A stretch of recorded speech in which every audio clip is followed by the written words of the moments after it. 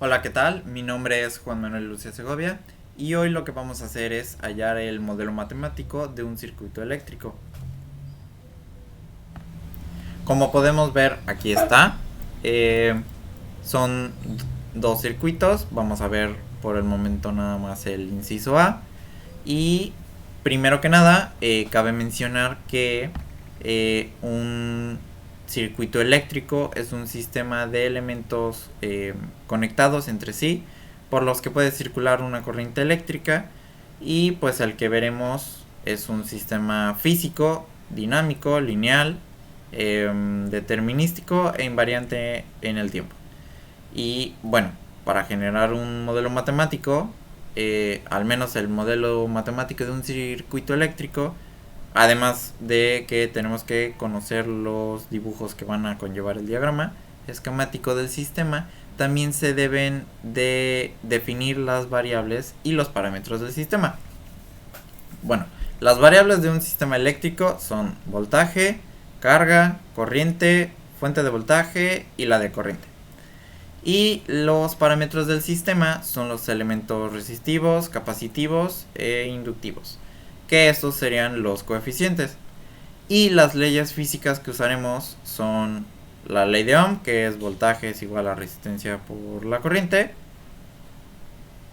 y la ley de voltajes de Kirchhoff, que es la suma de los voltajes de la malla es igual a cero, y la ley de corrientes de Kirchhoff, que es la suma de los corrientes que entran en un nodo son iguales a la suma de las que salen. Y bueno, como podemos ver, tenemos aquí el ejercicio. Yo lo tengo en físico para tenerlo de manera más práctica, digamos, y ustedes lo pueden ver acá abajo de mí. Bueno, como podemos ver, es el ejercicio 16 del capítulo 2 del libro de Nice, sexta edición, en el cual, bueno, podemos ver que el inciso A es un circuito de dos mallas que tiene voltaje, fuente de voltaje, dos resistencias y una inductancia. De esta forma podemos ver a simple vista. Las corrientes que ven ahí yo se las agregué porque intuimos que van de esa forma las corrientes. Esas, digamos, no van como tal con el enunciado o con el diagrama, digamos. Las agregas tú. De forma que, bueno, ¿cómo podemos hacer el modelo matemático? Como podemos ver, vemos que hay en la malla 1 y en la malla 2 están las dos fórmulas que están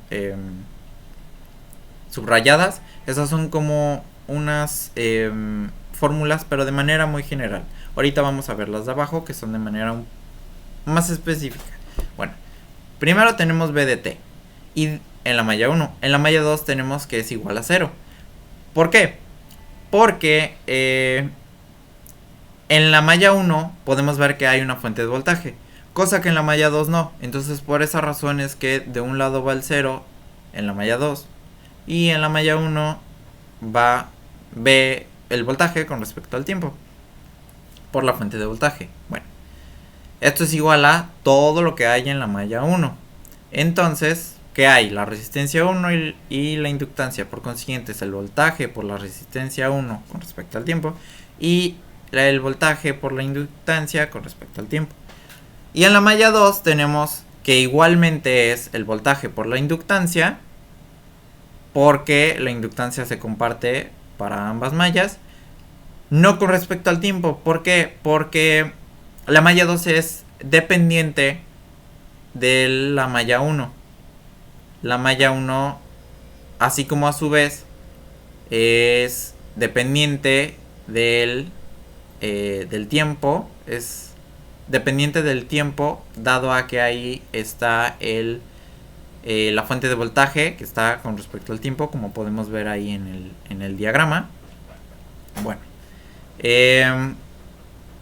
dicho esto, tenemos voltaje por la inductancia más el voltaje por la resistencia 2, que es la que se encuentra en la malla 2. Y esto igual a 0, como ya mencioné antes. Bueno, dicho esto, entonces tenemos ahora que ese es un modelo matemático, pero de manera muy general. Ahora, la pregunta es, ¿qué queremos en la salida? Corriente, carga, voltaje de la inductancia, voltaje de la capacitancia. Entonces, en ese caso utilicé que la salida fuera la corriente. Entonces, como podemos ver, B de T queda igual, porque al final la fuente de voltaje va a seguir en la malla 1. Y bueno, entonces esto es igual a que, como podemos ver, ahora checamos la tabla que está al lado mío, en voltaje por la resistencia, como podemos ver en el componente de resistor y en la parte de la relación de voltaje con corriente, podemos ver esta fórmula que es voltaje de la resistencia con respecto al tiempo es igual a R1, perdón, a la resistencia, en este caso es la 1, por la corriente con respecto al tiempo. Por consiguiente, eso es lo que escribimos. O sea, escribimos voltaje por la resistencia, perdón, escribimos la resistencia 1 por la corriente 1. ¿Por qué la 1? Porque es la malla 1 y es la que pusimos ahí. La 1 porque pues es la malla 1, entonces es más práctico. De forma que entonces es resistencia 1 por la corriente 1 con respecto al tiempo. Más ahora tenemos el voltaje de la inductancia. Entonces tenemos que en el voltaje de la inductancia está compartida. Entonces al ser compartida con la malla 2, tenemos que escribirlo de la forma que vemos ahí. Es con respecto a las fórmulas que tenemos al lado mío. Entonces nos vamos al inductor y vemos que el voltaje de la inductancia con respecto al tiempo es igual a la inductancia por la derivada de la corriente con respecto al tiempo sobre dt. Entonces, eso es lo que escribimos. De forma que si era voltaje por la inductancia con respecto al tiempo, entonces tenemos la inductancia por lo que es la derivada de la corriente 1, porque como ya dijimos es la malla 1, y con respecto al tiempo sobre dt. Menos, ojo como ahora va la inductancia por la derivada de la corriente 2 con respecto al tiempo sobre dt. Ojo que ahí vemos que en la primera inductancia tenemos que es derivada de la corriente 1, porque es la malla 1, menos, digamos, es lo mismo, pero ahora de la corriente 2. ¿Por qué? Porque es de la malla 2. Porque estamos enfocándonos en la malla 1. Ahora, si vemos en la malla 2, como podemos ver es BL, o sea, hace voltaje por la inductancia, y podemos ver que está L por la derivada de la corriente 2 con respecto al tiempo sobre dt, pero ahora es la corriente 2 menos la corriente I1.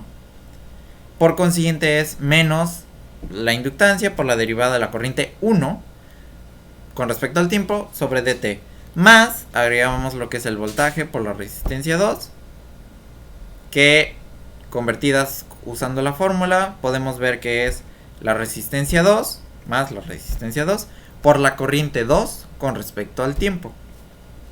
Y esto igual a 0 porque, como podemos ver, la igualación por un lado en la malla 1 por BDT y por el otro por 0, como ya había explicado antes, por el tema de la fuente de voltaje.